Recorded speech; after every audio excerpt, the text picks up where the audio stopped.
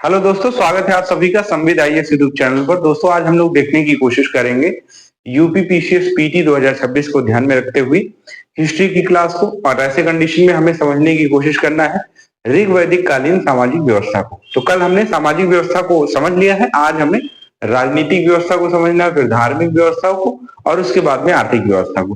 किसी भी सभ्यता के बारे में अगर जानना है तो चार स्थितियों के बारे में हमें समझना है।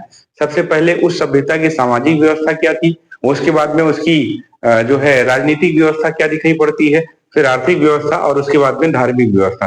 तो चार व्यवस्थाओं के बारे में अगर आप सभी लोग जानते हैं तो मुझे ऐसा लगता है कि उस सभ्यता या संस्कृति के बारे में आप आसानी से लिख पाएंगे। तो हमने ऋग वैदिक कालीन का जो हमने टाइम पीरियड आपको बता रखा है कि भाई वैदिक सभ्यता के दो भाग दिखाई पड़ते हैं, एक ऋग वैदिक कालीन सभ्यता दिखाई पड़ती है और एक उत्तर वैदिक कालीन सभ्यता। तो ऋग वैदिक कालीन सभ्यता का जो ड्यूरेशन हमने बताया वो 1500 से लेकर के 1000 बीसी के मध्य में बताया है। इसी के अंतर्गत आप देखेंगे प्राचीन भारतीय समाज जिस काल में जी रहा था उसको ऋग वैदिक काल बोलते हैं। और इसमें जो सामाजिक व्यवस्था है इसकी चर्चा हमने कर रखी है। आज हम लोग ऋग वैदिक काल के ही अंतर्गत देखेंगे किसके बारे में, ऋग वैदिक काल।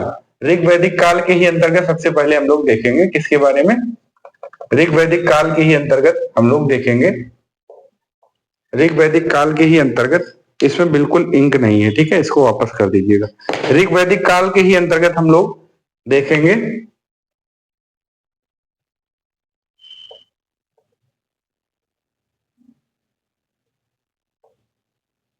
राजनीतिक व्यवस्था को। सामाजिक व्यवस्था हमने देख लिया, अब हमें सबसे पहले समझना यहाँ पर है राजनीतिक व्यवस्था कैसी थी इनकी। राजनीतिक व्यवस्था, ठीक है, इसको हमें समझनी है, राजनीतिक व्यवस्था को हमें समझनी है, ठीक है। अब यहाँ पर देखिए राजनीतिक व्यवस्था में हमें सबसे पहले देखना है कि भाई ये कैसी जो है कैसा समाज, इनके यहाँ राजनीतिक व्यवस्था किस तरीके से था। तो आप कहेंगे कि कबीलाई समाज दिखाई पड़ता है, कबीलाई समाज दिखाई पड़ता है, ठीक है। और इसके अंतर्गत आप देखेंगे कि हमें दो तरह की राजनीतिक व्यवस्था दिखाई पड़ती है, एक तो राजतंत्र भी दिखाई पड़ता है, राजतंत्र भी दिखाई पड़ता है और प्लस कहीं कहीं गणतंत्र भी दिखाई पड़ता है, ठीक है। राजतंत्र भी दिखाई पड़ता है और कहीं कहीं गणतंत्र भी दिखाई पड़ता है। तो राजनीतिक व्यवस्था के अंतर्गत दो चीजें हमें दिखाई पड़ती है, तो कबीलाई समाज या कबीलाई व्यवस्था दिखाई पड़ती है, ठीक है, कबीलाई व्यवस्था दिखाई पड़ती है। क्योंकि आपको पता है कि ये एक प्रकार से ग्रामीण संस्कृति के अंतर्गत आएगा। आपको पता है कि इंडस वैली सिविलाइजेशन आपकी नगरीय सभ्यता थी, नगरीय संस्कृति थी, लेकिन यहाँ पर आप देखेंगे कि हमें ग्रामीण समाज दिखाई पड़ेगा। तो ग्रामीण समाज के ही अंतर्गत आप देखेंगे कबीलाई व्यवस्था इनके यहाँ दिखाई पड़ती है और इसमें कुछ जगहों पर राजतंत्र दिखाई पड़ता है, कुछ जगहों पर आप देखेंगे गणतंत्र दिखाई पड़ता है। इसको अभी हम लोग समझने की कोशिश करेंगे, ठीक है। कुछ और पॉइंट है यहाँ पर आप देखिए राजनीतिक व्यवस्था में ही कुछ और पॉइंट है जो हमें समझने योग्य है। यहाँ पर आप देखेंगे कबीले का जो राजा होता था उसको गोप कहा जाता था। तो कबीले का जो राजा होता था, कबीले का राजा, इसको आप देखेंगे गोप कहा जाता था, ठीक है। कबीले के राजा को गोप कहा जाता था। प्रशासनिक, अगर हमें प्रशासनिक प्रशासनिक अगर ढांचे को समझना है, ठीक है, तो ढांचा को समझने के लिए सबसे पहले हमें प्रशासनिक इकाइयों की चर्चा करनी होगी। तो प्रशासनिक इकाइयों के अंतर्गत सबसे पहले हमें कुल दिखाई पड़ता है, ठीक है, कुल या परिवार दिखाई पड़ता है। दूसरे नंबर पर आप देखेंगे कि हमें क्या दिखाई पड़ता है, ग्राम दिखाई पड़ता है, दूसरे नंबर पर ग्राम। फिर आगे चलेंगे तो हमें क्या दिखाई पड़ेगा, आगे आगे हमें विष दिखाई पड़ेगा, फिर आगे हमें विष दिखाई पड़ेगा, फिर उससे आगे आप देखेंगे हमें जन दिखाई पड़ता है, फिर उससे आगे आप देखेंगे कि हमें राष्ट्र दिखाई पड़ता है, ठीक है। ये हमारे यहाँ ऋग वैदिक काल के समाज की प्रशासनिक व्यवस्था या प्रशासनिक ढांचा दिखाई पड़ती है, जिसके अंतर्गत सबसे पहले कुल ये परिवार के स्तर पर होता था। तो आप कहेंगे कि कुल के मुखिया को कुलप कहा जाता था, कुल के मुखिया को कुलप कहा जाता था। तो यहाँ पर इसके प्रधान या मुखिया की चर्चा करते हैं, यहाँ पर इकाई और यहाँ पर प्रधान, ठीक है। ये इकाई का सीरीज हो गया और ये प्रधान का सीरीज हो गया, यानी मुखिया का सीरीज हो गया। तो कुल के प्रमुख को जो है क्या कहेंगे, कुल के प्रमुख को या प्रधान को कुलप कहेंगे। वहीं कई सारे ग्राम में आप अगर इसका स्ट्रक्चर ऐसे समझे तो सबसे पहले राष्ट्र दिखाई पड़ेगा, सबसे पहले आपका राष्ट्र, राष्ट्र के नीचे आप देखेंगे कि हमें कई सारे जन दिखाई पड़ते हैं, राष्ट्र के नीचे कई सारे जन दिखाई पड़ते हैं। तो ये आपका जन हो गया, ये आपका जन हो गया, और ये आपका जन हो गया, ये आपका जन हो गया। जन में कई सारी इकाइयां दिखाई पड़ती हैं, किसकी? विश्व की दिखाई पड़ती हैं।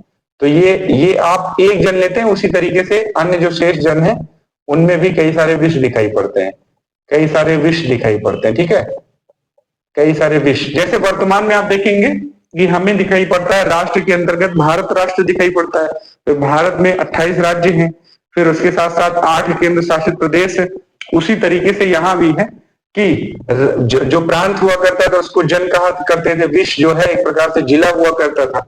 तो आधुनिक समय में जो जिला है उसी को प्राचीन काल में विश्व बोलते थे। तो यहाँ विश्व हो गया। फिर विश्व के बाद में आप देखेंगे कि हमें विश्व के बाद में दिखाई पड़ता है ग्राम। तो एक विश्व में कई सारे ग्राम, अभी भी आप देखेंगे एक जिले में कई सारे गांव दिखाई पड़ते हैं।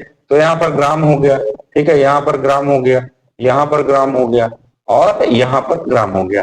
कई सारे ग्राम में आप देखेंगे एक ग्राम में कई सारे परिवार दिखाई पड़ते हैं। तो यहाँ पर आपका कुल हो गया, यहाँ पर कई सारे कुल दिखाई पड़ते हैं, कई सारे कुल दिखाई पड़ते हैं, ठीक है। तो इस तरीके से आप देखेंगे कि इनकी प्रशासनिक ढांचा दिखाई पड़ती है। तो यहाँ पर आप कहेंगे कि ये इनकी प्रशासनिक ढांचा है, ठीक है, प्रशासनिक ढांचा है, जिसके अंतर्गत हमें इस तरीके से ऋग्वैदिक कालीन समाज की राजनीतिक व्यवस्था दिखाई पड़ती है।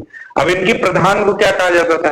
राष्ट्र का जो प्रधान होता था उसको राजा कहा जाता था, ठीक है, राजा कहा जाता था। जन का प्रधान होता था तो जनपति कहा जाता था, जनपति कहा जाता था। वहीं अगर विश्व के प्रधान की बात करें तो विश्वपति कहा जाता था, विश्वपति कहा जाता था। वहीं अगर गांव के प्रधान की बात करें तो ग्रामीणी कहा जाता था, ग्रामीणी कहा जाता था। वहीं अगर कुल की बात करें तो कुल के प्रधान को कुलप कहा जाता था। क्या कहा जाता था? कुलप। तो इस तरीके से आप इसके प्रमुख को भी यहाँ पर भी मेंशन कर सकते हैं, जो मैंने अभी मेंशन करवाया, ठीक है। इस तरीके से आप बना भी लेंगे तो आसानी से इनके प्रशासनिक ढांचा को समझ जाएंगे। तो अगर आपसे कोई पूछे वैदिक कालीन हमें किस तरीके का जो है समाज दिखाई पड़ता है, तो सबसे पहले आप बताएंगे कि ये ग्रामीण सभ्यता का समाज था, ठीक है। कबीलाई व्यवस्था यहाँ पर हावी थी। यहाँ पर जनतंत्र के साथ साथ राजतंत्र भी दिखाई पड़ता है। कुछ जगह पर आप देखेंगे गणतंत्र या जनतंत्र दिखाई पड़ता है, कुछ जगह पर आप देखेंगे राजशाही दिखाई पड़ती है। लेकिन याद रखिए, राजशाही का शुरुआती दौर था। यहाँ पर उत्तर वैदिक कालीन की जो राजशाही दिखाई पड़ती है वो राजशाही नहीं दिखाई पड़ती। यहाँ पर अभी आगे हम लोग चर्चा करेंगे कि जमीन का अधिकार भी जनता के हाथ में होता था। राजा के पास जमीन का अधिकार नहीं होता था। लैंड का जो ऑनरशिप थी वो जनता के ही हाथ में थी। जनता के द्वारा राजा को चुना जाता था। एक प्रकार से आप कहेंगे कि कई सारे ऐसे क्षेत्र थे जहां पर जन के द्वारा राजा को चुना जाता था, यानी आधुनिक लोकतंत्र की तरह व्यवस्था यहाँ पर हमें दिखाई पड़ती है, ठीक है। तो इतनी बातें आप ध्यान में रखिएगा। कुछ और पॉइंट अगर देखें तो यहाँ पर मैंने आपको प्रशासनिक इकाई भी बता दी, ठीक है।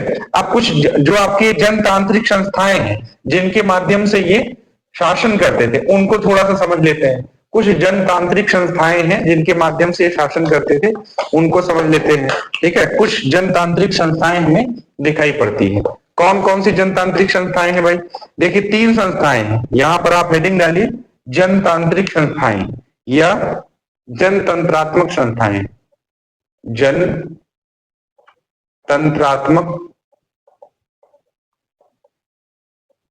संस्थाएं, ठीक है।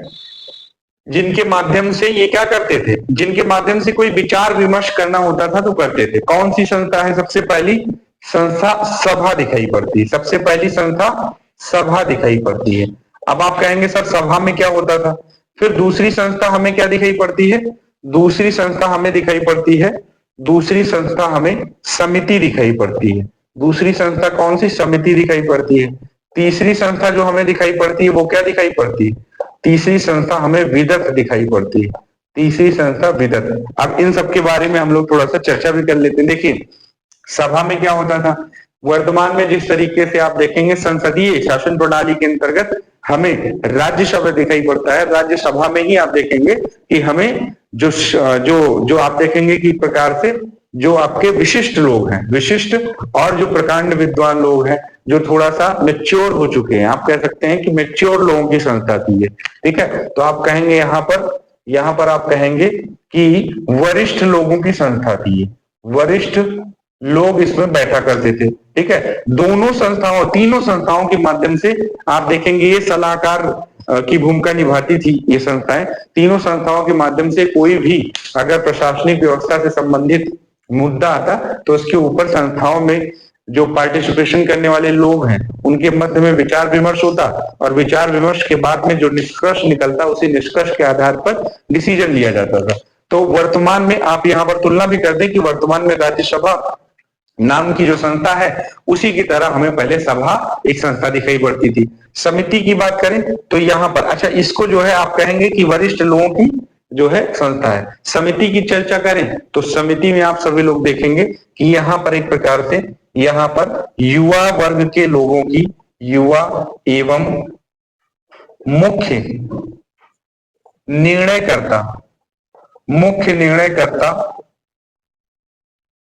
शामिल होते थे, ठीक है। जैसे अभी भी आप देखें राज्यसभा की सदस्यता की आयु क्या दिखाई पड़ती है, राज्यसभा की सदस्यता की आयु हमें 30 दिखाई पड़ती है, लोकसभा की आप देखेंगे हमें 25 दिखाई पड़ती है। तो ये युवा एवं मुख्य निर्णयकर्ता इसमें शामिल हुआ करते थे। विदत की बात करें तो हमें ये आर्यों की सबसे प्राचीन संस्था नजर आती है, प्राचीन संस्था नजर आती है, और इसको आर्यों ने एक प्रकार से बनाए रखा, ये भी सलाहकारी भूमिका में दिखाई पड़ता है। अच्छा आगे प्रश्न आता है कि क्या इन संस्थाओं में जो जनतांत्रिक संस्थाएं इनमें महिलाओं का भी पार्टिसिपेशन दिखाई पड़ता है, तो आप कहेंगे बिल्कुल, महिलाओं को ऋग वैदिक कालीन समाज ने पार्टिसिपेशन का अधिकार दे रखा था, और यहाँ पर महिलाओं को भी अधिकार था कि वो जाएं अपना जो है विचार विमर्श में वो भी भागीदारी अपनी निभाएं, ठीक है। तो आप यहाँ पर लिख सकते हैं कि इन संस्थाओं में महिलाओं की भी भागीदारी थी, ठीक है। तीनों संस्थाओं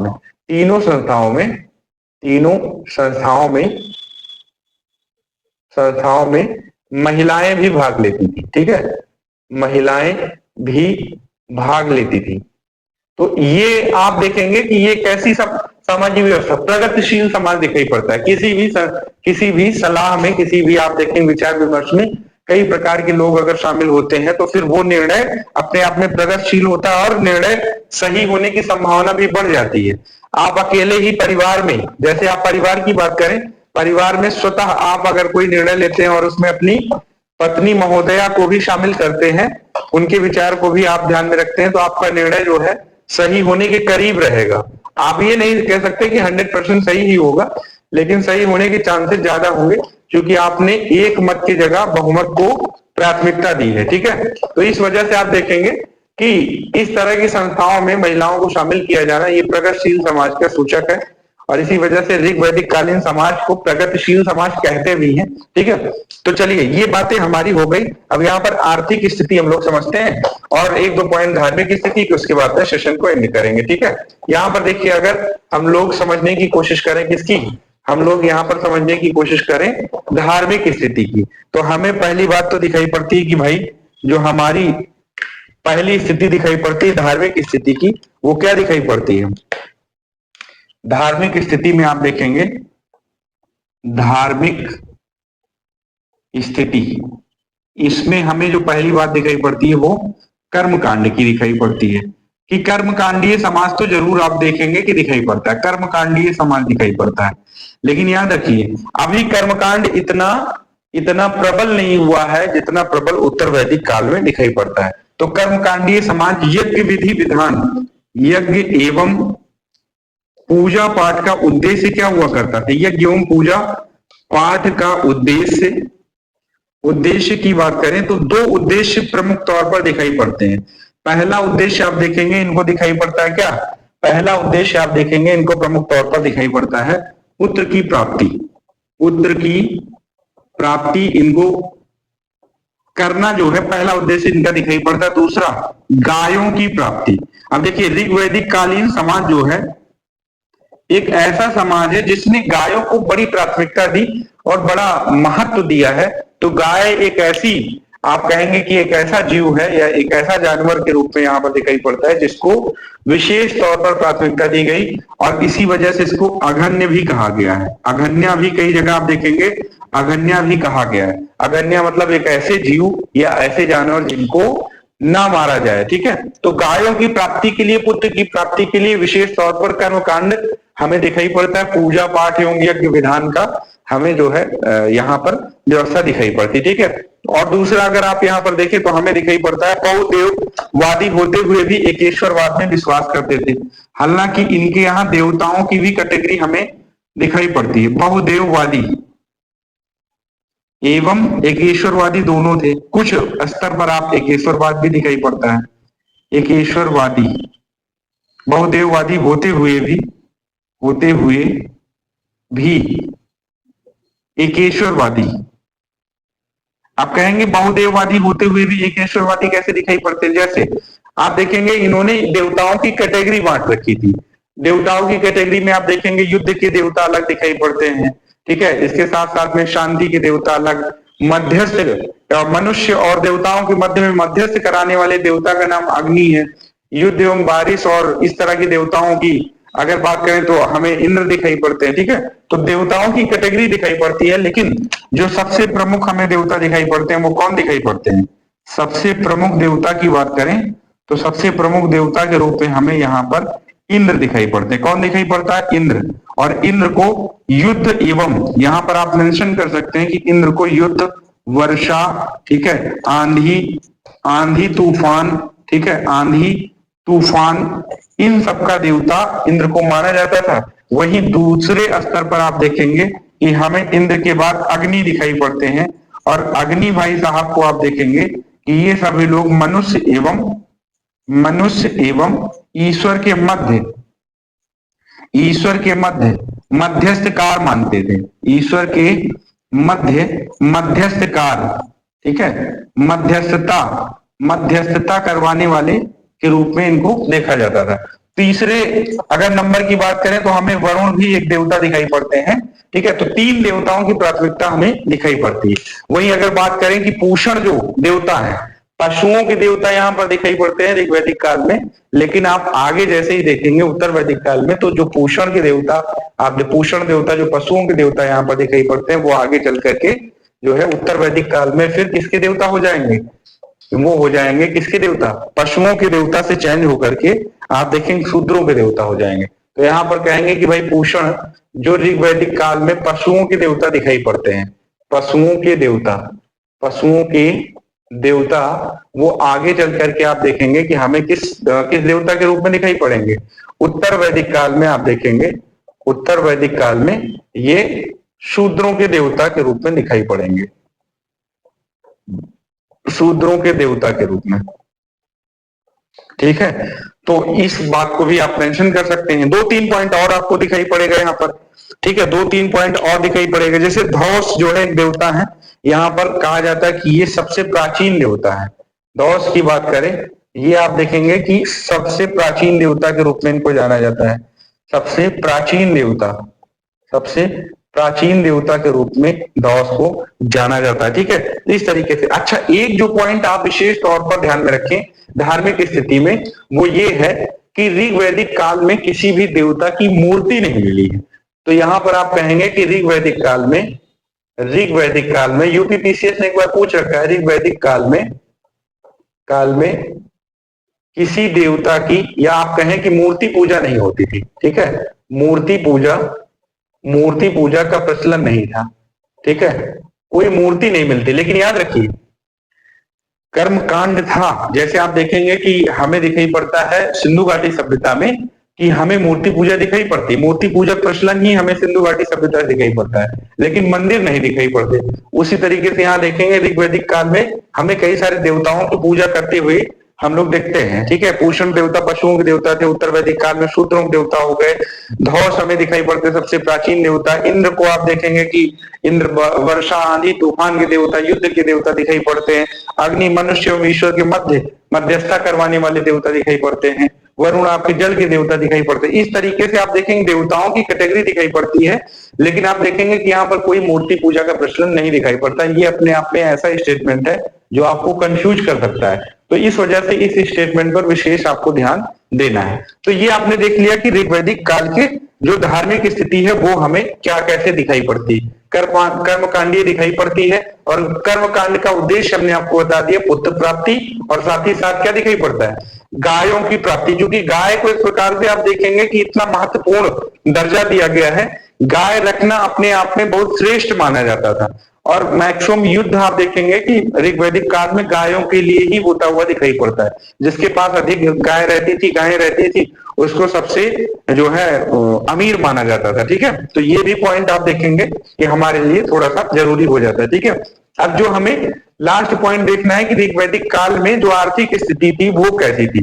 फिर उसके बाद में कल के सेशन में हम लोग समझेंगे उत्तर वैदिक काल के बारे में। उत्तर वैदिक काल में कैसे आप देखेंगे व्यवस्थाएं चेंज होती हुई नजर आती हैं, कर्मकांड का प्रभाव बढ़ता हुआ, पुरोहित वर्ग का प्रभाव जो है बढ़ता हुआ नजर आएगा, और महिलाओं के और शूद्रों की निम्न वर्ग की स्थितियों में और गिरावट आपको नजर आती हुई दिखाई पड़ेगी। ठीक है, तो यहाँ पर आप देखें, यहाँ पर आपको आर्थिक स्थिति की चर्चा करना है कि हमें आर्थिक स्थितियां क्या दिखाई पड़ती है, आर्थिक स्थितियां। ठीक है, आर्थिक स्थिति की अगर चर्चा करें किसकी, ऋग्वैदिक काल की, तो आर्थिक स्थिति में सबसे पहले आप यहाँ पर बताएं कि भाई 2-3 पॉइंट आपको यहाँ पर आर्थिक स्थिति बता देना है कि ग्रामीण एवं कबीलाई समाज था। पहले तो आप बताइए कि भाई ग्रामीण एवं कबीलाई समाज था, ग्रामीण अर्थव्यवस्था थी, अर्थव्यवस्था कैसी थी, ग्रामीण अर्थव्यवस्था, राज व्यवस्था में भी ग्रामीण बताइए और अर्थव्यवस्था में।